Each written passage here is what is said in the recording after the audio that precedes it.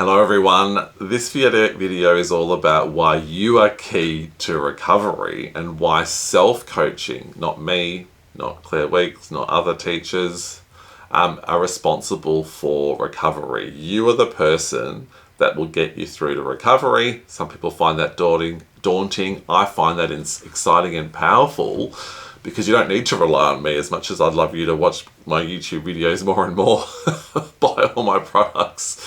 At the end of the day, it's you that leads you to recovery. I can just give you guides, I can give you the information, the understanding, but you have to eventually put what you know into practice, which is why I've titled this video as Self-Coaching is the Key to Your Recovery. And it's something that some people miss. Often what we do is we get reliant on a method or approach or a video, and that's good to a certain point. We need to watch videos over and over. We need to do guided practices over and over just to get our bearings, to help get out of the bewildered state, to help deal with the initial layer of intensity. But at some point, your voice must take over from mine, for example.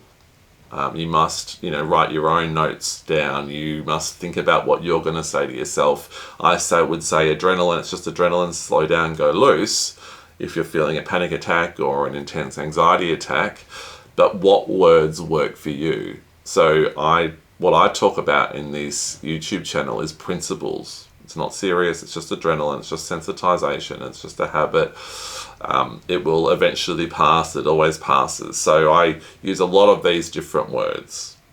I give you the technique of slowing down and go loose. But what you do or don't say to yourself is key to recover, because when your flight or fight's kicking in, remember, it's trying to tell you there's a tiger there. We know the tiger is not present. There is no real threat, but your body's telling you there is. So what words are you going to use to get yourself through it, to get yourself through those difficult moments? So by watching this video, you're thinking about your words, you're activating those neural pathways of your own self-coaching and reassurance, so that in the time of need, there's more of a chance that those words will come to you. So that's why, if you like to write things down, write them down. What words are you going to use? I remember I tend to just keep it all in my head. That's enough for me. But I had a few words on my computer during a particularly tough period when I was calmer, I wrote down, because I knew what I was like when I was activated. When adrenaline was surging, I knew that fear was a bit irresistible. So I'd open the computer up and went, okay, that's right, it's just adrenaline. Okay, I've had these intrusive thoughts, they will always pass, they always do. Feels scary, but they always pass, Sam. And reading my own words was really useful, because that I could then see myself. I knew the words that would resonate with me, because I know exactly what I'm like during a setback, during a trough or during a lower period on the journey to recovery, on the path to recovery. So what words will you use to get you through? Some people just watch videos. Again, that's fine.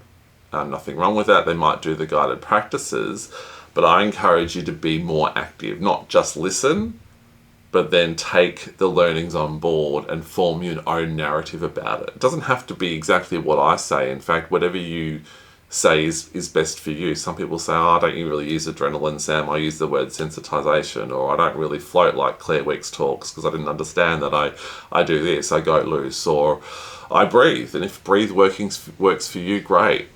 But whatever helps you stay present, not fight, allow, let it all happen. What words are useful to you during those difficult moments to get you through, to help you see the moment through, let it pass through, the energy pass through you. That's what you need to do for you. And that's what will turbocharge your recovery. Because every time you talk yourself through it, you're activating your neural pathways of recovery, your confidence gets stronger, as opposed to only, say, using someone else's words. That's fine initially, that's actually really important. We need some level of reassurance. So reassurance is not bad. I don't want to demonize that. I did a video on reassurance recently, so make sure you check it out. But self-coaching your way to recovery is key, and that's where the true confidence comes, because you're always with you.